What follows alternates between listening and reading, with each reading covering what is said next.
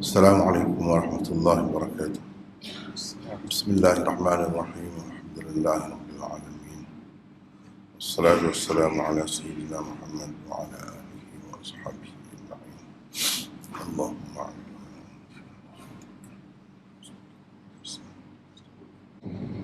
Alhamdulillah, kita dapat bersama lagi untuk meneruskan nota qawaid tafsir, kaedah yang ke-93 hari ini ya.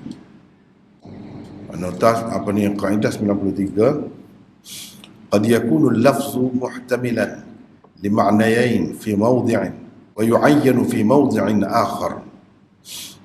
Kadang-kadang sesuatu perkataan boleh memberi dua arti atau lebih ya.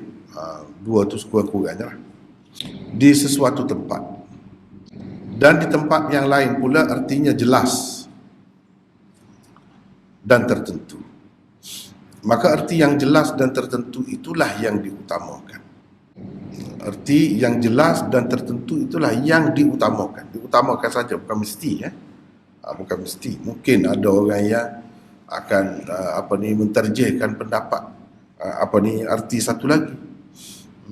Tetapi secara umumnya kebanyakan ahli tafsir mengutamakan yang ada penjelasan di tempat lain tu.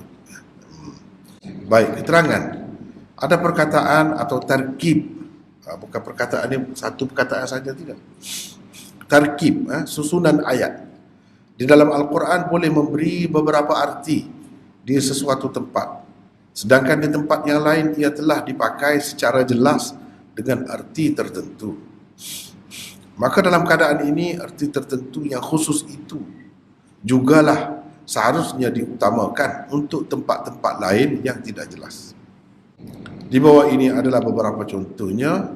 Yang pertama, coba tengok, baca situ, Aiman. Pertama, khatamallahu ala qulubihim wa ala sam'ihim wa ala absarihim ghishawatun wa lahum adabun azim. Bermaksud, dengan sebab keingkaran mereka, Allah mematerikan atas hati mereka serta pendengaran mereka, dan pada penglihatan mereka ada penutupnya, dan bagi mereka pula disediakan azab seksa yang amat besar. Surah Al-Baqarah ayat yang ke-7.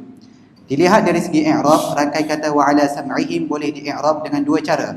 Pertama, dengan mengatafkannya kepada rangkai kata ala qulubihim sebelumnya. Kalau begitu, terjemahannya adalah seperti telah diberikan di atas. Kedua, rangkai kata wa ala sam'ihim dianggap sebagai ayat baharu pula, yakni jumlah musta'nafah. Kalau begitu, pendengaran mereka juga termasuk dalam yang tertutup seperti penglihatan mereka. Maka terjemahannya akan jadi seperti berikut. Allah mengunci mati hati mereka, dan pada pendengaran mereka serta penglihatan mereka ada penutup.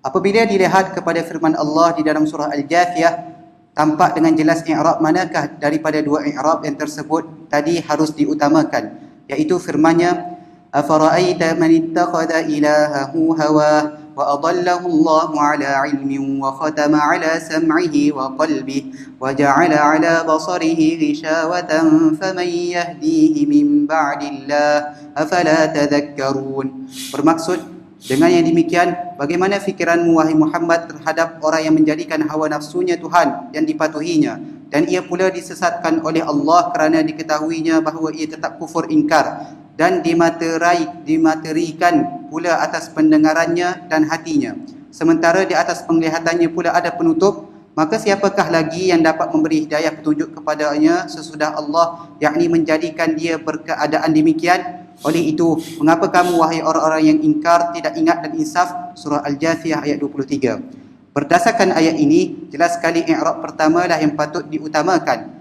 Yang dikunci mati oleh Allah ialah hati dan pendengarannya. Adapun penutup, ia hanya ada di atas penglihatannya. Jadi ini contoh yang pertama. Sebab tu kita kata tidak satu perkataan sahaja, walaupun qad yakunul lafz. Lafz ini bukan makna satu perkataan sahaja ya.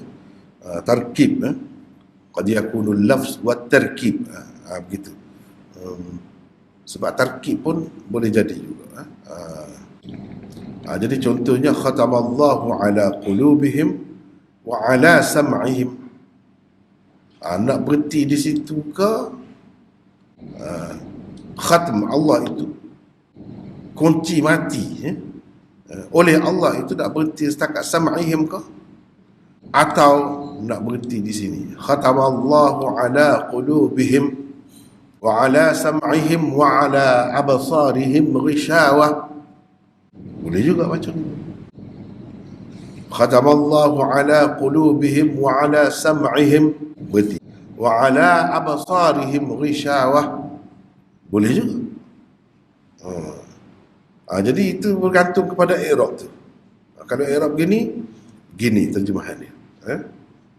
Allah mematerikan, ada juga orang sebut begitu kan. Allah mematerikan atas hati mereka serta pendengaran mereka. Jadi yang dimateri itu hati dan pendengaran. Dan pada penglihatan mereka ada penutupnya. Itu ayat lain. Jadi kadang-kadang orang panggil satu ayat dalam Quran ini, dalam tu dia ada beberapa pula ayat. Ayat mengikut nahwu. Ayat mengikut nahwu. Ayat lengkap dah. Jadi wa ala absarihim ghishawah tu ayat lain pula. Walahum azabun azim, benda lain pula. Itu. Dia lengkap dah. Ayat tu jumlah, orang panggil jumlah mufidah dah. Jumlah mufidah dah. Cuma di sini khatamallahu ala qulubihim, nak berarti setakat tu mana yang dimaterikan oleh Allah tu hati sahaja ke atau pendengaran juga, ataupun pendengaran dengan penglihatan itu ada penutup di atasnya, bukan dimaterikan. Atas pendengaran dan penglihatan itu ada penutup. Jadi start dengan wa ala sam'ihim wa ala absarihim ghishawah. Begitu. Jadi dia macam-macam. Itu kena tengok kitab i'rab dah pula. Kitab i'rab, i'rab Al-Quran. Jadi i'rab tu macam-macam boleh. Contohnya, ni khatamallahu ala qulubihim wa ala sam'ihim wa ala absarihim ghishawah, ayat 7 kan. Ni i'rab. Jadi khatamallahu ala qulubihim, al-waw 'atifah, ala sam'i muta'alliqan bi khatama, ala hadfi mudaf ay hawasi sam'ihim. Khatamallahu ala qulubihim wa ala sam'ihim. Jadi waw tu ataf kepada ala qulubihim. Maknanya sam'i itu termasuk dalam yang dimaterikan juga. Wa ala absarihim ghishawah. Al-waw atifah. Boleh juga kita i'rab sebagai ataf juga. Mana ataf ke sana pula. Boleh juga kita kata isti'nafiyah. Ni isti'nafiyah. Ghishawah tu jadi mubtada muakhar. Wa ala absarihim itu jadi khabar muqaddam. Itu kalau dari segi i'rab lah. Khabar muqaddam. Lepas tu walahum azabun azim. Ini kalau kita i'rab jumlah pula. Jumlah khatamallahu la mahalla laha isti'nafiyah. Jumlah ala absarihim ghishawah la mahalla laha ma'tufah ala isti'nafiyah. Ma'tuf kepada isti'nafiyah. Ini tak apalah. Tak apa. Jadi gitulah. Khatamallahu ala qulubihim, berhenti saja. Wa ala sam'ihim wa ala absarihim ghishawah. Jadi waw ni waw isti'naf di sini, bukan waw ataf. Kalau kita berhenti setakat ala qulubihim, nampak? Waw isti'naf wa ala absarihim ni waw ataf. Waw ataf. Nampak? Jadi apa ni syibi jumlah ni ala sam'i jar majrur ni, jadi khabar muqaddam. Ghishawah tu jadi mubtada muakhar. Jadi ghishawah ni dia berkait dengan sam'ihim dan absarihim. Dia tidak berkait dengan qulub itu. Yang berkait dengan qulub itu khatm, mematerikan, perbuatan mematerikan itu. Itu saja. Kalau kita kata berhenti setakat qulubihim, satu lagi kita baca khatamallahu ala qulubihim wa ala sam'ihim, berhenti di situ. Jadi waw ni ataf kepada ala qulubihim. Jadi sam'ihim ni pendengaran ni termasuk dalam yang kena pateri, yang dipaterikan. Wa ala absarihim ni waw di waw istinah sini, bukan waw ataf. Waw istinah. Jadi ghisyawah ni jadi khabar muqaddam kepada wa ala absarihim. Tak ada kena mengena dengan wa ala sam'ihim. Itu benda. Kenapa? Tak ada kena mengena di situ. Jadi terjemahan yang saya bagi ni, yang kita pakai ni adalah berdasarkan kalau berhenti setakat wa ala sam'ihim. Khatamallahu ala qulubihim wa ala sam'ihim. Ni terjemahan. Wa ala absarihim tu kita start lain. Wow tu waw istinah. Ni kalau yang baru-baru tu tak berapa jejak kan. Tak apalah, tunggulah tu. Tanya-tanya yang lama-lama. Itu kalau kita berhenti di situ. Ni terjemahan ni adalah berdasarkan i'rab ni. Jadi terkib ni memberi dua makna ni. Dua makna. Kalau kita pakai berhenti setakat sini, ni maknanya ni gini. Tapi kalau kita berhenti setakat qulubihim, bermakna yang dipaterikan hanya hati. Pendengaran tidak dipaterikan. Pendengaran dan penglihatan tu ada penutup di atasnya. Sebab dia start ayat ni, jumlah ni, tarkib ni start sini. Wa ala sam'ihim ni, waw ni waw istinah. Begitulah. Kira-kira. Maka terjemahannya, inilah ceritanya. Dilihat dari segi i'rab, rangkai kata wa ala sam'ihim boleh di-i'rab dengan dua cara. Satu, dengan mengatafkannya kepada rangkai kata ala qulubihim sebelumnya. Kalau begitu, terjemahannya adalah seperti yang telah diberikan di atas. Yang kedua, rangkai kata wa ala sam'ihim dianggap sebagai ayat baru atau jumlah musta'nafah orang panggil. Kalau begitu, pendengaran mereka juga termasuk dalam yang tertutup seperti penglihatan mereka. Maka terjemahannya akan jadi seperti di bawah ni. Allah mengunci mati hati mereka. Jadi mengunci mati itu hati saja. Dan pada pendengaran mereka serta penglihatan mereka ada penutup. Jadi pendengaran itu tidak dikunci mati, tidak dipaterikan. Gitu. Ini kalau kita jadi kalau orang terjemah begini salah ke? Tidak salah. Itu maksudnya dua maksud tu dua arti ada tu. Jadi kita nak pilih yang mana satu? Nak pilih yang mana? Kena tengok di tempat lain. Kena tengok di tempat lain. Apabila dilihat kepada firman Allah di dalam surah Al-Jathiyah, tampak dengan jelas i'rab manakah daripada dua i'rab yang tersebut tadi harus diutamakan. Ni ayat Al-Jathiyah. Wa khatama ala sam'ihi wa qalbihi. Ni dia kait. Mana kalau saya buat dulu kali ni, saya buat sekejap ya. Ni. Tak ada. Maknanya yang kena khatam kena kunci mati atau dipaterikan ialah pendengaran dan hati. Dua. Waja'ala ala basarihi rishawah ni penutup ni pada penglihatan saja ya. Mana terjemah yang kita beri di atas tu sesuai dengan yang ni. Sesuai dengan ayat ni. Jadi kita nak terjemah mana satu daripada dua tadi? Boleh dah boleh. Kena tengok tempat lain. Kena tengok tempat lain. Maknanya kalau tempat lain jelas sebut ni. Cuba perhati ni kan. Ni tempat saya garis. Dan dimeteraikan pula atas pendengarannya dan hatinya. Jadi dua perkara ni kena meterai, kena kunci mati. Jadi bermakna yang tadi itu kita sepatutnya kena berhenti setakat ni. Khatamallahu ala qulubihim wa ala sam'ihim wa ala absarihim ghishawatun. Start semula. Gitulah maknanya. Kalau kita mengambil kira ayat Al-Jathiyah tu. Kalau kita mengambil kira, sebab dalam tu dia sebut dua perkara yang dimeteraikan, yang dikunci mati tu, hati dan pendengaran. Adapun penglihatan dikatakan ada penutup lah. Wa ja'ala ala basarihi rishawah. Yang Allah letak di atas penglihatannya ialah penutup. Dia tidak sebut dia letak ke atas pendengaran. Pendengaran termasuk sekali dengan hati tu di sini.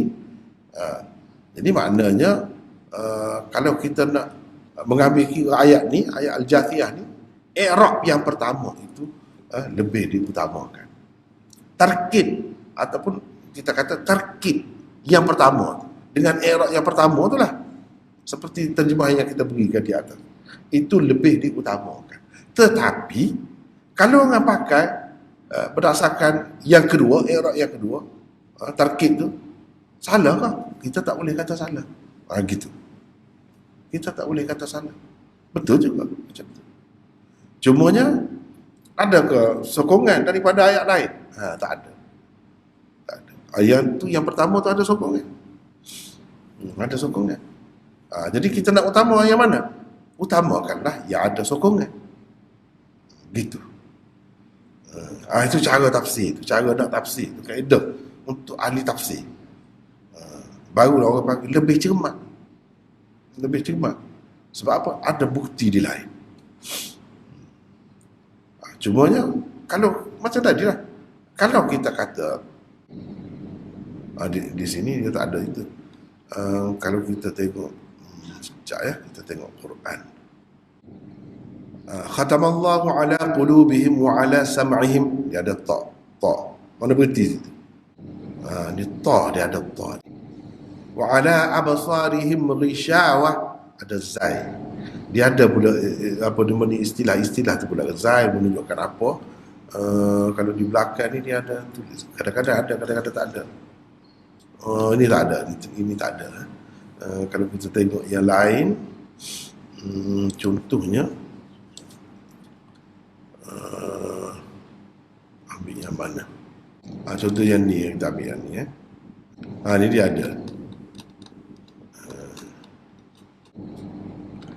Ni dia ada ni. Ni mim, apa tandanya? Tufidu luzumal waqf. Mesti kena wakaf. Tak apalah.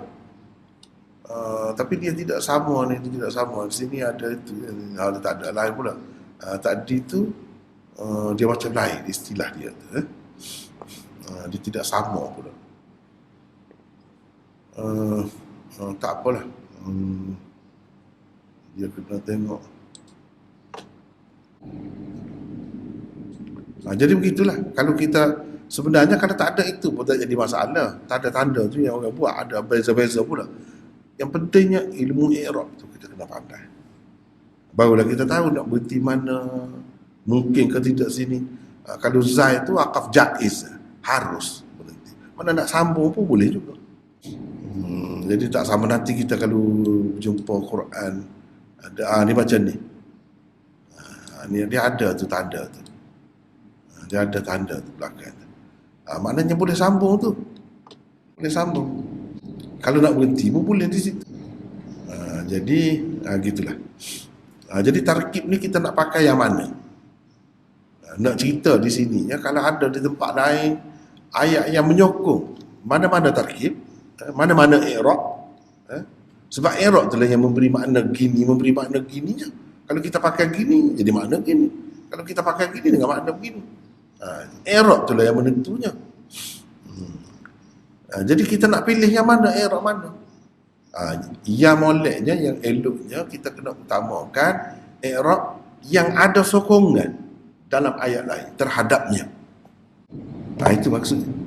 Itulah yang kita duduk bincang, yang duduk apa ni sebut ni, semua ni perhati dengan betul. Ni ayat surah Al-Jathiyah. Itu yang menyokongnya. Jadi hak berkenaannya di sini, ni di sini semua ni. Yang berkenaan. Tetapi dia terbahagi dua tadilah.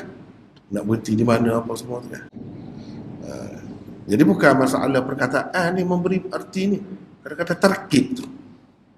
Tarkib tu bukan perkataan. Kadang-kadang satu perkataan kita nak pilih yang mana. Ini bukan satu perkataan, tarkib tu. Mana melibatkan i'rab lah, melibatkan i'rab. Maknanya orang yang nak jadi ahli tafsir yang baik tu, dia mesti kena mahir i'rab. Boleh ke tidak sini, boleh ke tidak begini. Jadi kira-kiranya orang yang buat tanda zai, to, ke apa-apa tu dia ada ambil kira benda-benda gini lah. Dia ada. Lepas tu yang kedua, teruskan. Kedua, ثم ليقضوا تفثهم وليوفوا نذورهم وليطوفوا بالبيت العتيق. Bermaksud, kemudian hendaklah mereka membersihkan dirinya dan hendaklah mereka menyempurnakan nazar-nazarnya dan hendaklah mereka tawaf akan Baitullah, yakni Kaabah yang tua sejarahnya itu. Surah Al-Hajj ayat 29. Perkataan Al-Atiq menurut bahasa mempunyai 3 erti. Pertama, lama atau tua sejarahnya. Kedua, mulia. Ketiga, merdeka daripada dikuasai mana-mana pihak. Walaupun ketiga-tiga erti itu boleh juga diberikan untuk perkataan Al-Atiq di dalam ayat tersebut, namun erti pertama itulah yang perlu diutamakan kerana ada penyokongnya berupa firman Allah yang lain. Antaranya ialah firman Allah di bawah ini. Inna awwala baitin wudi'a lin-nasi lalladhi bi Bakkah mubarakan wa hudan lil alamin. Bermaksud, sesungguhnya rumah ibadat yang mula-mula dibina untuk manusia, yakni beribadat kepada Tuhannya, ialah Baitullah yang di Mekah, yang berkat dan menjadi petunjuk bagi semua manusia. Surah Ali Imran ayat 96. Berdasarkan ayat ini, erti pertama dah seharusnya diutamakan, walaupun erti-erti lain juga tidak salah dipakai pada masa yang sama. Jadi ada beberapa makna dia ni kan. Waliyattawafu, hendaklah mereka bertawaf di rumah Al-Atiq. Maksudnya Baitullah lah, yang tua sejarahnya itu, yang lama, telah dibina. Jadi Al-Atiq itu ada 3 makna. Di sini kita nak pakai ketiga-tiga makna pun tidak salah. Tapi kalau Al-Atiq dengan makna merdeka tu lebih kepada orang. Tapi kalau dari segi lurahnya, makna merdeka tidak dikuasai mana-mana pihak pun boleh juga. Cuma mana lebih utama daripada kalau kita kata 3 makna ni, 3 arti ni, mana yang lebih utama? Jawabnya dengan makna yang pertama, yang tua sejarahnya atau lama. Sebab apa? Sebab kita tengok ayat lain. Ni maknanya nak menentukan sesuatu makna yang ada beberapa makna, kita pakai ayat lain. Kita mengambil kira ayat lain. Maknanya orang yang nak tafsir Quran ni, dia kena ingatlah ayat-ayat tu. Mana tempat lain yang berkait dengan benda ni, dia kena tahu. Kalau tak tahu, susahlah, terlepaslah. Terlepas pandang. Gitu. Inna awwala baitin, rumah yang mula-mula dibina untuk manusia, yang ini beribadat, lalladhi bi Bakkah, lal baitul ladhi bi Bakkah, iaitu rumah. Tapi lal baitu tu tak sebut dah al baitu, sebab sebut dah mula-mula tu bait, pakai alladhi saja, iaitu lalladhi bi Bakkah, iaitu rumah yang terletak ataupun berada di Mekah. Bakkah tu Mekah lah. Mekah. Jadi bahasa lama dalam kitab Taurat pun dia sebut Bakkah, Mekah. Jadi maknanya mula-mula dibina, maknanya itulah yang paling lama, yang lama. Lamalah sejarah. Sebab rumah ibadat Baitul Maqdis, itu kan lama, mana lebih lama? Jawabnya lebih lama yang di Mekah lagi. Walaupun Baitul Maqdis itu tempat ibadat juga, dan kita pun orang Islam di zaman Nabi, bersama Nabi, kita pernah menghadap kepada Baitul Maqdis. Tapi mana yang lebih lama? Ni lalladhi bi Bakkah, yang berada di Mekah itu lebih lama, lebih tua umurnya. Sebab apa? Sebab yang di Mekah tu jelasnya Nabi Ibrahim yang membina. Yang di Baitul Maqdis tu yang membinanya Nabi Daud. Nabi Daud tu kemudian lagi daripada Nabi Ibrahim. Nabi Ibrahim dulu lagi. Itu.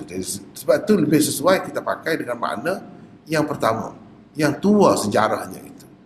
Tetapi kita tak boleh nak sewenang-wenang nak pilih mana-mana tu, kena ada bukti lah. Itu seeloknya.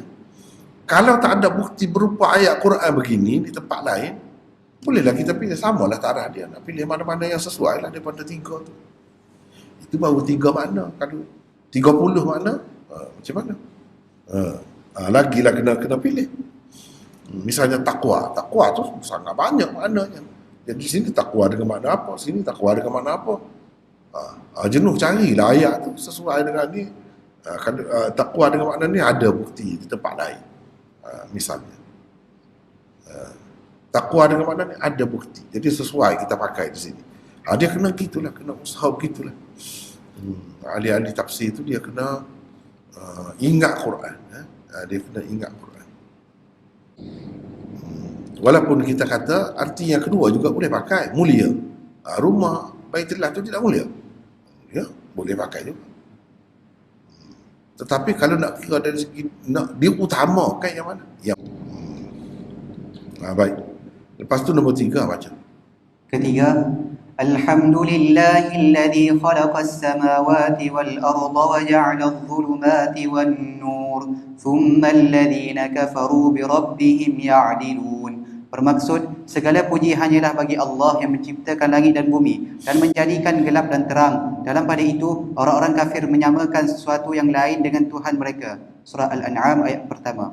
Perkataan ya'dilun mempunyai banyak erti. Antaranya, yang pertama, menyimpang. Kedua, kembali. Ketiga, berlaku adil. Keempat, berpaling. Kelima, menyamakan sesuatu dengan sesuatu yang lain. Kelima, dan lain-lain. Oleh kerana perkataan ya'dilun itu melampau, yakni mutaaddi dengan haraf ba, maka erti kelima paling tepat untuknya. Lebih-lebih lagi ia disokong oleh dua firman Allah yang lain yang dengan jelas menunjukkan erti menyamakan sesuatu dengan sesuatu yang lain. Lihat dua firman Allah berkenaan di bawah ini.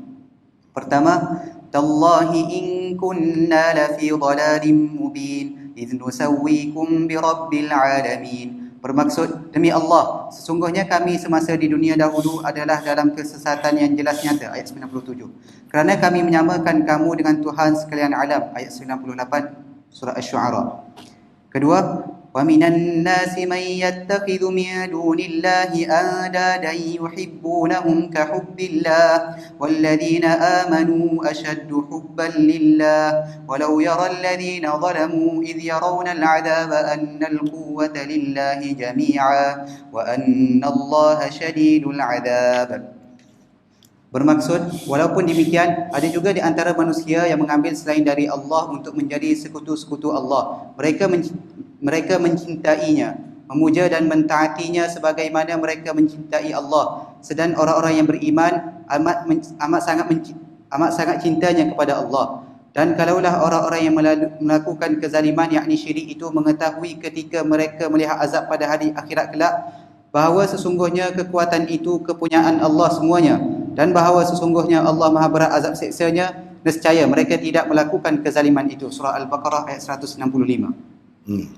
Jadi di sini perkataan ya'dilun, thumma alladhina kafaru bi rabbihim ya'dilun, kita nak pakai dengan makna apa?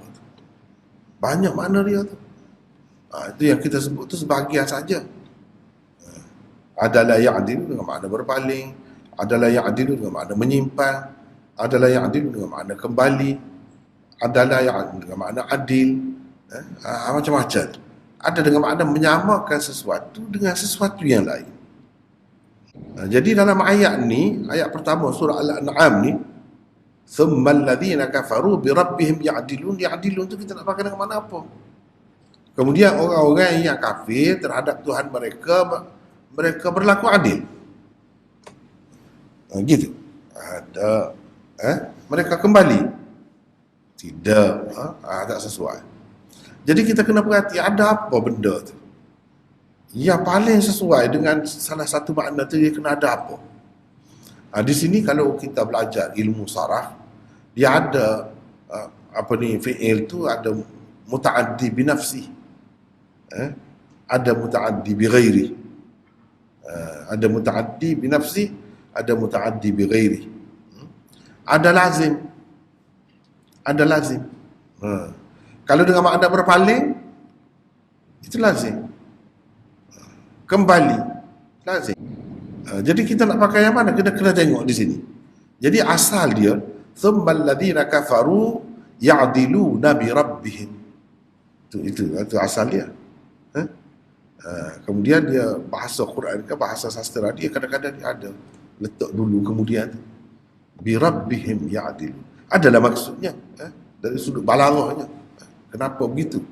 Kenapa bi rabbihim tu letak dahulu pula? Jadi makna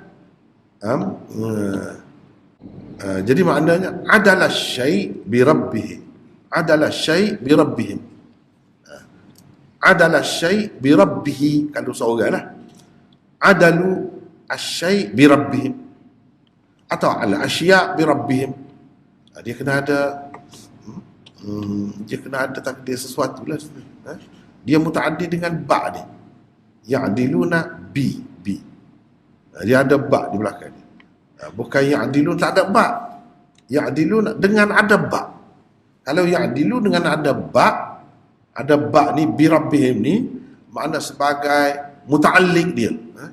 Bi rabbihim tu jar tu bertakluk kepada mana?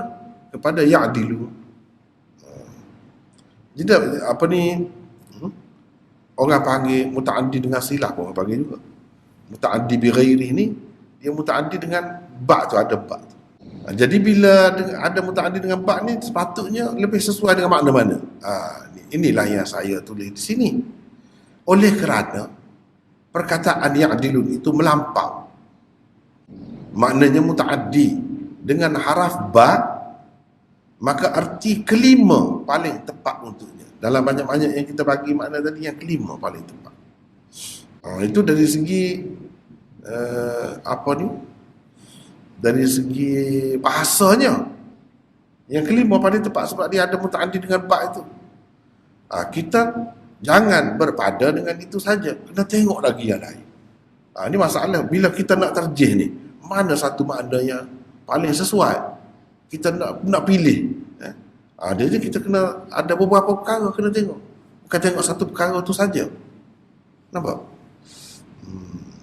Bukan tengok satu perkara tu saja, tapi kita kena tengok benda lain. Antara yang kita tengok ayat lain di tempat lain, perkataan ya'dilun ini kalau muta'addi dengan ba memberi makna gapo, ataupun tak ada ya'dilun itu, tak ada perkataan itu, tetapi makna dia sama dengan makna yang kelima tadi di tempat lain. Itu benda kena tengok tu. Rumit juga. Baik, sekarang ni saya tunjuklah, senang kan, saya tunjuk. Ni kamus besar adalah, kita tengok. Ini adalah ya'dilu adlan, adulan menyimpang. Yuqalu adala anit tariq, tapi biasanya dia ada muta'addi itu dengan an, menyimpang dari jalan. Ini orang panggil muta'addi dengan haraf ja tu. Kalau adalah ilaihi, adalah ila, kembali. Adalah ila baitihi, kembali ke rumahnya. Adalah fi, kalau fi, adalah fi amri, lurus, mana betul. Adalah fi hukmi, berlaku adil. Adalah fulanan an tariqihi, mengembalikannya pula. Adalah syai' adalan, meluruskannya, memperbetulkannya. Ini dia muta'addi binafsi, ni orang panggil. Ini orang panggil asyai'an muta'addi binafsi. Yuqal adalal mizan, memperbetulkan, menyamakan neraca, itu maksudnya. Adalah sahma, membetulkan anak panah. Adalah syai'a bisyai'a, ini yang kita nak. Thumma alladhina kafaru birabbihim ya'dilun, ya'diluna birabbihim, muta'addi dengan ba' ni. Adalah syai'a bisyai'i. Thumma alladhina kafaru ya'diluna, ya'diluna alihatahum birabbihim. Contohnya bi, dia kena ada bi, makna menyamainya, menyamakannya. Wa yuqal adala birabbihi adlan, menyamakan Tuhannya dengan sesuatu, mensyirikkannya. Thumma alladhina kafaru birabbihim ya'dilun. Orang yang kufur kepada Tuhan, mereka menyamainya dengan sesuatu. Wa yuqalu adala fulanan bi fulanin, adalah fulan bi. Kalau ada bi gitu, menyamakan seseorang itu dengan orang lain. Adalah amti'ah, ini muta'addi binafsi pula. Menyamakan di antara dua belah untuk dipikul. Adalah fulanan fil mihmal, naik bersamanya. Banyak mana adalah ni. Jadi kita kena tengok apa dia muta'addi dengan apa. Itu kita tengok. Muta'addi dengan fi ke, muta'addi dengan ila ke, muta'addi dengan lam ke, muta'addi dengan ba ke, itu benda kita tengok. Jadi di sini bi rabbihim, itu bi, bukan ila rabbihim. Bukan fi rabbihim, bukan. Bi rabbihim. Dia mutaaddi dengan ba. Jadi bila kita tengok ayat lain, cuba tengok ni. Tallahi in kunna la fi dhalalin mubin idh nusawwikum bi rabbil alamin. Nusawwikum bi. Jadi di sini ya'dilun dengan makna menyamakan. Nusawwikum, cuba tengok ni. Kerana kami menyamakan kamu dengan Tuhan sekalian alam. Kami menyamakan kamu, menyesalah besok, hari akhirat besok, sebab sembah berhala ni. Menyamakan berhala itu dengan Tuhan, dengan Allah. Kerana kami menyamakan kamu dengan Tuhan sekalian alam. Jadi menyamakan. Di sini kan ada makna menyamakan, nusawwikum. Jadi ya'dilun itu dengan makna menyamakan paling tepat. Sebab ayat yang lain disebut nusawwikum, yusawwi, menyamakan. Lepas tu di sini pun ada ba juga. Bi rabbil alamin. Tadi bi rabbihim. Itu benda yang kena perhati tu. Jangan susah juga. Kena perhati tu. Kalau tak perhati, tak nampak lah. Ni banyak mana nak pakai yang mana. Sesuai yang mana. Di sini ada makna menyamakan, nusawwikum. Ada ba pula, bi rabbil alamin. Bi rabbihim tu, rabbil alamin lah, sama lah. Rabbihim tu, rabbil alamin lah. Bukan Rabb lain dah. Kum tu, barulah berhala-berhala je. Kum tu. Tadi tak ada, tadi buat. Tempat kum tu buat. Bi rabbihim ya'dilun. Menyamakan dengan Tuhan mereka. Menyamakan apa dengan Tuhan mereka? Tak ada sebut. Sini kum. Kum tu apa? Berhala tu lah. Kenapa kum? Kum tu dhamir untuk orang yang berakal. Pula kita kata berhala tu mana berakal. Orang kafir anggap berhala tu tak berakal. Boleh buat sesuatu macam ada akal. Sebab tu dia sebut kum. Itu termasuk dalam kaedah kemarin. Kita dah belajar dah juga. Kadang-kadang Quran dia berbicara mengikut anggapan orang yang dia tuju. Orang yang dia tuju tu anggap berhala tu ada sesuatu. Bagi kita, ialah memanglah tak ada berakal, tak tahu apa lah. Bagi dia ada sesuatu besar. Sebab tu dia puja. Nampak? Satu bukti yang menyokong bi rabbihim ya'dilun itu dengan makna menyamakan. Ni satu bukti. Yang kedua, kita tengok bukti. Di dalam ni tak ada tu perkataan ya'dilun pun, tak ada perkataan sawwa yusawwi, menyamakan, tak ada juga. Perkataan ya'dilun pun tak ada. Tetapi makna dia tu, maksud dia tu. Cuba kita perhati. Cuba tengok terjemahan. Mereka menyintainya, yakni memuja dan mentaati sebagaimana mereka mencintai Allah. Tidak makna menyama gitu. Menyama dah tu. Jadi apa yang mereka samakan dengan Allah? Berhala. Cuba baca ayat sebelum tu dan tengok ayat selepas tu. Jadi makna menyama di sini. Sedang orang-orang yang beriman amat sangat cintanya kepada Allah. Jadi sehingga tak ada ruang dah nak bagi cinta kepada yang lain. Apa lagi nak kata sama. Itu baru beriman. Kalau percaya kepada Allah juga, lepas tu sambil-sambil percaya kepada yang lain, itu tidak beriman namanya. Sebab sama, menyamakan. Menyamakan. Jadi ni mereka mencintainya. Ada orang itu masalah bahasa Melayu lah. Ahli bahasa Melayu dia kritik dia tak betul kata dia mencintainya ya. Ada orang guna gitu. Wallahu a'lam lah. Masing-masing pendapat lah. Kalau saya suka terbuka. Mencintainya pun boleh juga, menyintai pun boleh juga, sebab orang guna. Orang guna dah umum dah begitu kan. Kalau kita mengambil kira Indonesia lagi lah. Itu pun bahasa Melayu juga. Dia guna dah. Tak jadi masalah lah itu. Mereka mencintainya sebagaimana mereka mencintai Allah. Tidakkah ada makna sama tu? Ada makna sama je. Jadi bi rabbihim ya'dilun dengan makna sama lah sana. Mana ada ayat yang menyokongnya? Dua. Sini, tadi.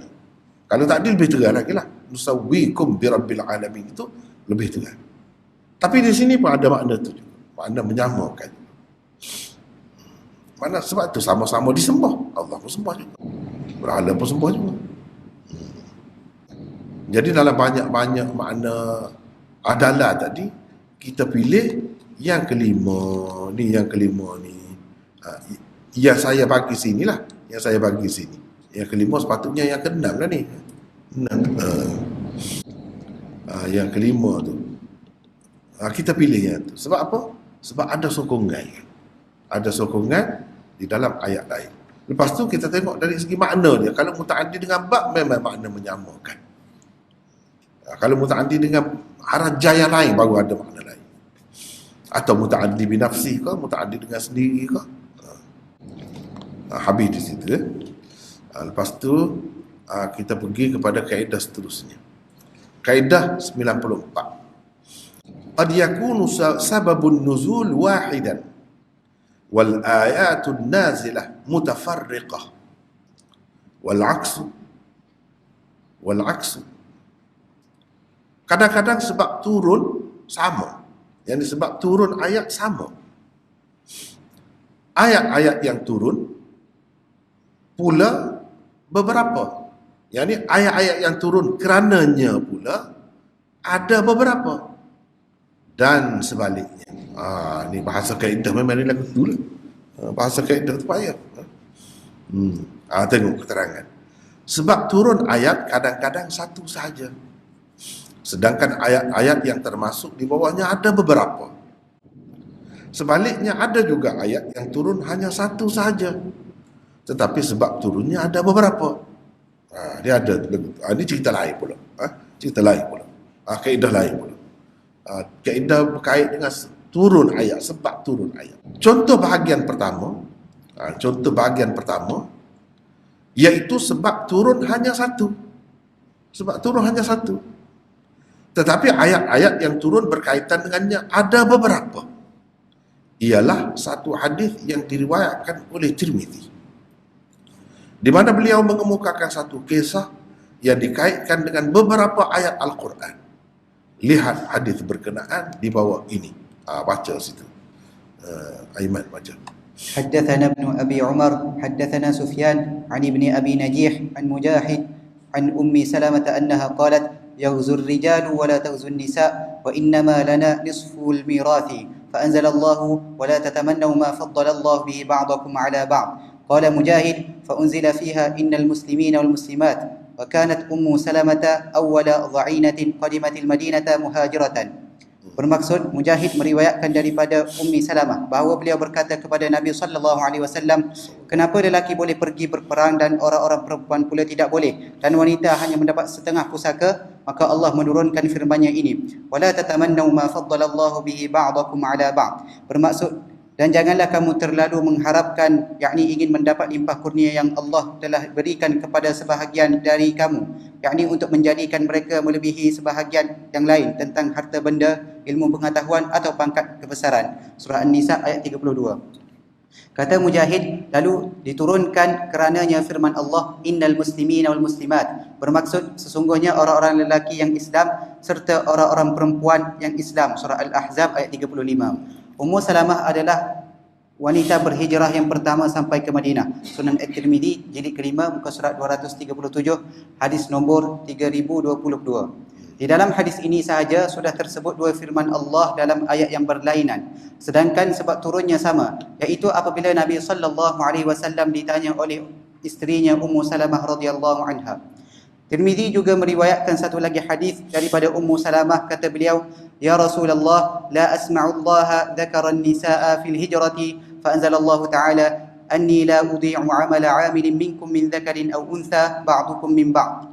Bermaksud, wahai Rasulullah, saya tidak mendengar Allah ada menyebut tentang wanita berhubung dengan hijrah. Maka Allah menurunkan firman-Nya, la udhi'u 'amala 'amilin minkum min dzakarin aw untha. Bermaksud, sesungguhnya aku tidak akan sia-siakan amal orang-orang yang beramal dari kalangan kamu, sama ada lelaki atau perempuan. Surah Ali Imran ayat 195.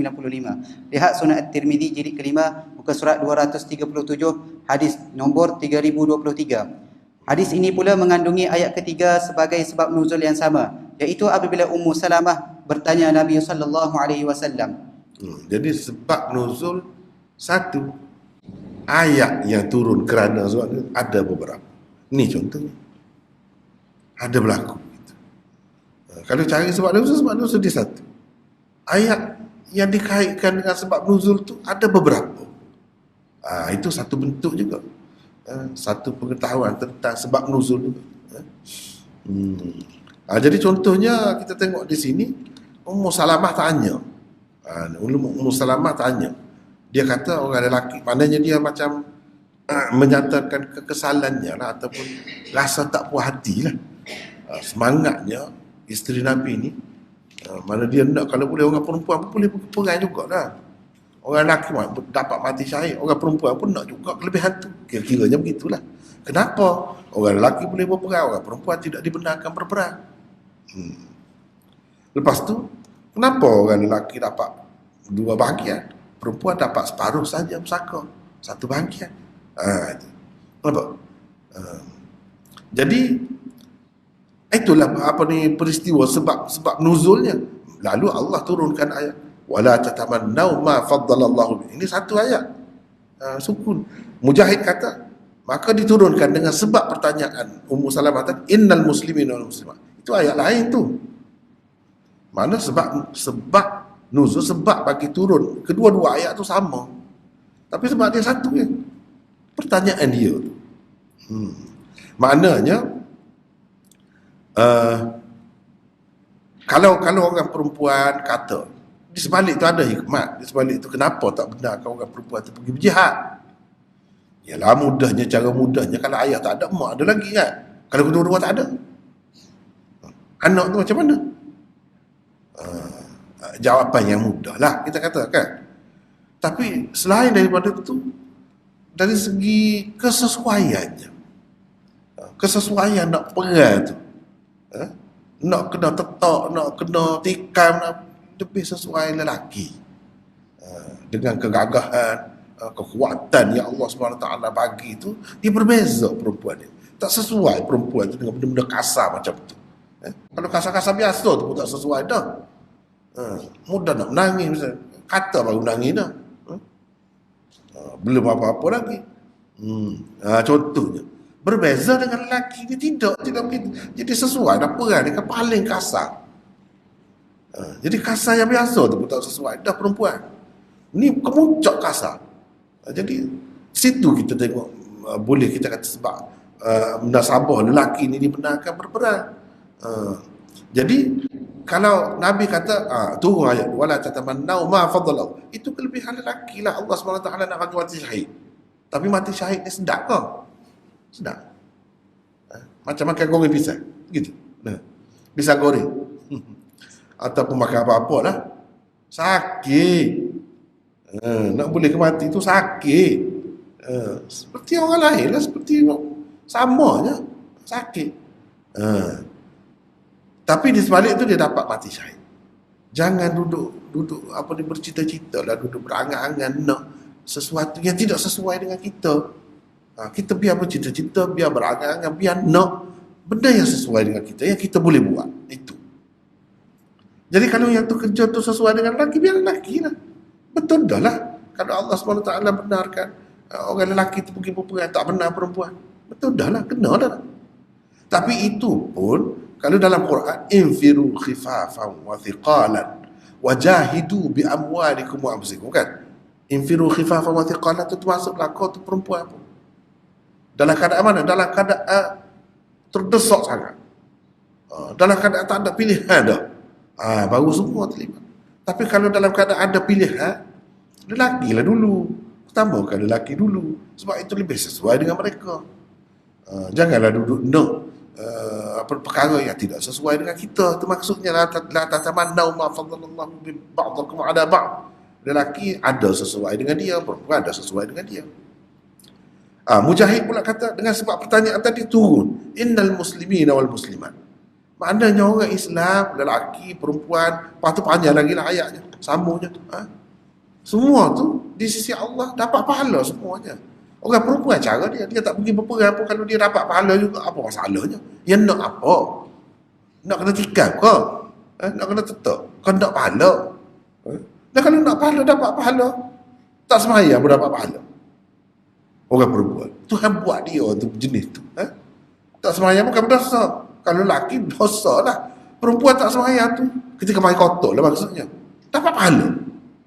Tak nak. Tak payah sembahyang lah. Yang malas dah tu dah. Lagi sedap. Tak payah sembahyang dapat pahala juga. Dia sesuai dah lah tu. Allah SWT buat lelaki perempuan tu. Semuanya muslimin, muslimat, mukminin, mukminat, qanitin, qanitat, macam-macam lagi sifat-sifat dia sebut sama. Mana sebagaimana lelaki dapat pahala, perempuan pun dapat pahala. Cuma cara masing-masing lah.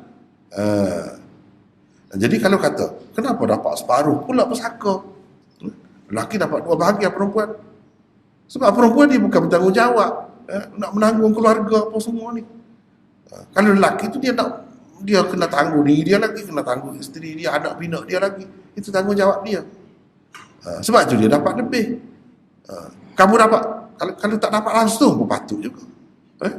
Ni dapat juga, dapat separuh. Dapat separuh tu, padahal nak solek, nak begitu gini tu, suami juga beli. Ni kamu boleh tambah lagi lah dengan sebab ada duit tu.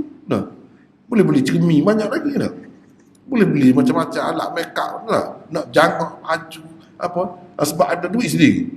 Lebih dah tu ada separuh tu. Dan tidak ada kena tanggung siapa-siapa. Patutlah kena separuh. Dari segi logiknya. Jadi dah Allah buat lagu tu, janganlah duduk bercita-cita mengharapkan kenapa tak sama. Jangan gitu. Tak kena. Tak kena. Yang Allah buat tu betul dah lah tu. Adil dah tu. Cuma di tempat masing-masing tu Tuhan kira. Nak cerita je kerana soalan yang sama tu ada beberapa ayat. Ada beberapa ayat. Sebab apa? Sebab dia kata dalam ayat yang lain, dalam hadis yang lain, disebut tentang lelaki berhijrah saja. Perempuan tidak berhijrah, sedangkan dia berhijrah juga. Dia berhijrah 2 dah berhijrah. Habsyah lagi hijrah. Lepas tu hijrah ke Madinah pula. Jadi tak ada kelebihan kan? Bahkan dalam hadis disebutkan dia orang yang mula-mula naik kenderaan dengan maksud berhijrah. Berhijrah ke Madinah tu. Tapi kenapa Tuhan tidak sebut dalam Quran? Kalau dia sebut muhajirin. Was-sabiquna al-awwaluna minal muhajirin. Muhajir. Mana muhajiratnya? Dia tanya. Bagus juga kan sebab dia tanya tu tak? Kan Tuhan dah kata ada muslimin, muslimat, mukminin, mukminat, macam-macam lagi sifat tu. Masuklah. Dapat. Walaupun tidak disebut. Itu kenapa? Dalam Quran ni banyak dia guna untuk lelaki. Dia guna untuk lelaki. Sebab mereka tu ketuanya. Mereka tu ketua. Jadi dituju kepada dia lebih banyak. Seperti innal ladzina amanu wa 'amilus shalihat. Kenapa lelaki amilus shalihat? Orang perempuan tidak beramal soleh apa? Wa amilna shalihat, tak sepatutnya. Satu pun tak ada ayat. Sebab dia sudah masuk dah situ. Amilus shalihat tu masuk dah perempuan juga di situ. Beramal soleh tu. Takkanlah setiap tempat nak guna untuk lelaki, untuk perempuan. Kalau macam tu, baik bahasa Melayu lah. Boleh guna berlaku. Tak ada khusus untuk perempuan, untuk lelaki. Dia ada kaedah kan, walaupun sebut lelaki, maksudnya perempuan masuk dah situ. Sesungguhnya orang-orang yang beriman, ayat dia innal ladzina, bukan innal lati, bukan innal lai. Itu baru perempuan. Mana ada ayat macam tu? Jadi tak termasuk. Nabi kata masuk dah lah tu. Dalam yang umum tu masuk dalam tu. Tak perlu ada khusus. Kalau ada khusus, banyak benda kena buat ayat yang berlainan lah. Untuk perempuan suku pula, untuk lelaki suku pula, setiap benda panjang lah. Tidak jadi kecil macam sekarang ni lah Quran tu. Jadi kan satu kebanggaan juga Quran tu. Cuba tengok kitab lain, berapa ayat dia banyak. Quran sikit je. Walaupun begitu, isteri dia bukan main banyak. Satu kelebihan. Itu pentingnya kaedah masuk dah situ tu perempuan tu. Buktinya kaedah ni penting. Cuba tengok Nabi kata masuk dah dalam tu innal muslimin wal muslimat itu. Masuk dah situ. Lepas tu ni aku tak ada dengar Allah sebut perempuan berhubung dengan hijrah ni, kata dia. Lalu Allah turunkan anni la udhi'u amala 'amilin minkum min dzakarin aw untha. Aku tidak sia-siakan amalan siapapun yang beramal, baik lelaki atau perempuan. hijrah tu tidak amal. Masuk tu. Tak perlu sebut semua. Janganlah pula jadi bahasa terkilat. Orang-orang perempuan ni bahasa terkilat sebab Tuhan tak sebut dia. Kalau macam tu banyak lagi nak sebut. Mana cuba sebut sekali Allah sebut dia tu dengan hiya, huwa. Qul huwallahu ahad. Huwa tu tidak lelaki. Tidak jantan. Kalau macam tu payahlah. Dia kena ada satu perkataan lain yang tidak lelaki, tidak perempuan pula lah. Sedangkan nak pilih antara dua tu, huwa atau hiya. Hiya tak pernah guna. Hiya tak pernah. Tapi orang perempuan tak payahlah berkecil hati. Kan Tuhan tu tidak lelaki, tidak perempuan. Cuma dia pilih perkataan tu untuk dia. Dia tu tentu dah tidak lelaki, tidak perempuan. Tuhan. Tapi kenapa pilih? Tanya dia lah. Jadi dia pilih lelaki itu, perkataan lelaki untuk dia. Tak pernah kalau dia jadi maf'ul ke hu ke wattaquh bertakwalah kepada, bukan wattaquha, tak pernah ada. Padahal kita tahu dah Tuhan itu tidak lelaki, tidak perempuan. Tak kisahlah dia guna begitu. Itulah begitu. Jangan pula anggap Tuhan tu lelaki pula, sebab tu dhamir muzakkar. Jangan gitu. Sebab itulah sini pun sama. Jadi kalau tak sebut tu bukan bermakna perempuan tak termasuk, tak dapat pahala, tak ada kelebihan. Masuk. Ni kan peristiwa yang sama ni. Ayat lain pula. Mana sebab nuzul satu. Ayat yang turun kerana beberapa. Ini satu jenis. Jenis yang pertama banyak dah. Yang kedua pula. Bahagian kedua pula ialah ayat yang turun hanya satu sahaja, tetapi sebab turunnya ada beberapa. Sebaliknya tadi. Bahagian kedua ini sebenarnya termasuk dalam ayat yang berulang kali turunnya. Contohnya ialah firman Allah di bawah ini. Baca. يا أيها النبي لم تحرم ما أحل الله لك تبتغي مرضات أزواجك والله غفور رحيم. Bermaksud, wahai Nabi, mengapa engkau haramkan dengan bersumpah menyekat dirimu daripada menikmati apa yang dihalalkan oleh Allah bagimu, kerana engkau hendak mencari kesenangan hati isteri-isterimu. Dalam pada itu Allah ampunkan kesilapanmu itu, dan Allah sememangnya Maha Pengampun lagi Maha Mengasihani. Surah At-Tahrim ayat pertama. Terdapat dua riwayat berhubung dengan sebab turun ayat ini. Pertama, riwayat yang menyatakan Nabi SAW bersumpah tidak akan meminum madu lagi, padahal madu itu adalah minuman yang halal. Sebabnya hanyalah kerana menghendaki kesenangan hati isteri-isterinya. Bukhari dengan sanadnya meriwayatkan daripada Aisyah, katanya, kana Rasulullah sallallahu alaihi wasallam yashrabu asalan 'inda Zainab binti Jahsh wa yamkuthu 'indaha fawataitu ana wa Hafsatu ala ayyatuna dakhala 'alayha faltaqul lahu akalta maghafira inni ajidu minka riha maghafir qala la walakinni kuntu ashrabu asalan 'inda Zainab binti Jahsh falan a'uda lahu wa qad halaftu لا تخبري بذلك أحدا فنزلت يا أيها النبي لما تحرم ما أحل الله لك.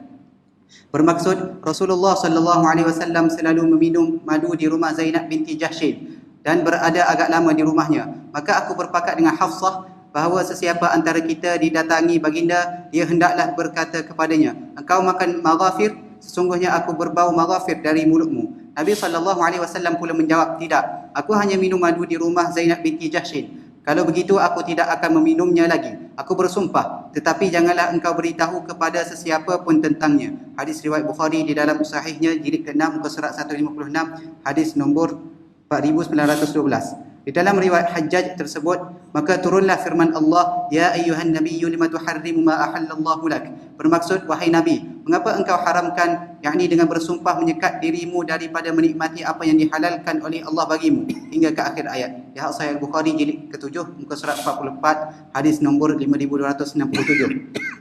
Kedua, riwayat Anas dan lain-lain yang menyatakan Nabi SAW mengharamkan ke atas dirinya hamba sahaya baginda Maryam radhiyallahu anha, maka turunlah firman Allah di permulaan surah At-Tahrim itu. Lihat riwayat berkenaan di bawah ini. An Anas anna Rasulullah SAW kanat lahu amatun yada'uha falam tazal bihi Aisyah wa Hafsah hatta harramaha ala nafsi فأنزل الله عز وجل يا أيها النبي لما تحرم ما أحل الله لك التحريم إلى آخر الآية. Bermaksud, Anas meriwayatkan bahawa Rasulullah sallallahu alaihi wasallam mempunyai seorang hamba wanita yang disetubuhinya. Maka Aisyah dan Hafsah terus berhelah sehingga akhirnya Nabi sallallahu alaihi wasallam mengharamkan Maryam ke atas dirinya. Lalu Allah menurunkan firman-Nya yang bermaksud, wahai Nabi, mengapa engkau haramkan, yakni dengan bersumpah menyekat dirimu daripada menikmati apa yang dihalalkan Allah bagimu, hingga ke akhir ayat. Hadis riwayat An-Nasa'i, Baihaqi dan lain-lain. Itulah salah satu contoh satu ayat yang dinukilkan beberapa sebab nuzulnya. Itulah contoh. Ayat sama, tapi sebab nuzulnya ada beberapa. Berbeza dengan yang pertama tadi. Sebab nuzul satu, ayat banyak. Ni ayat satu, sebab nuzulnya ada beberapa. Disebutkan. Jadi ini semua ni sebab nuzul, kita nak tahu ni tak boleh guna akal, tak boleh guna qiyas, tak boleh. Dia hanya semata-mata berdasarkan hadis. Daripada hadis kita tahu bahawa ayat ni berkait dengan sebab nuzul ni. Ayat ni berkait dengan sebab nuzul ni, ayat yang sama. Ada beberapa riwayat yang menyebutkan bahawa ia adalah sebab bagi turunnya ayat itu. Begitu. Jadi ini contoh saja, maknanya akan datang kita bertemulah lagi. Sebab itu ada kata Fatihah tu Madaniyah, Fatihah Makkiyah. Maknanya dua kali sebab turun dia tu. Dua kali masa turun. Paling tidak, kalau tidak kira sebab apa, tempat turun, tapi surah yang sama. Begitulah. Jadi ulama-ulama kata ada ayat turun dua kali, turun beberapa kali. Jadi boleh dijadikan sebagai contoh untuk ni juga. Bahagian kedua ni. Bahagian kedua ni. Ayat sama, tapi sebab nuzulnya berbeza-beza. Begitulah. Jadi pada sekali itulah dulu untuk hari ini. Wallahu a'lam.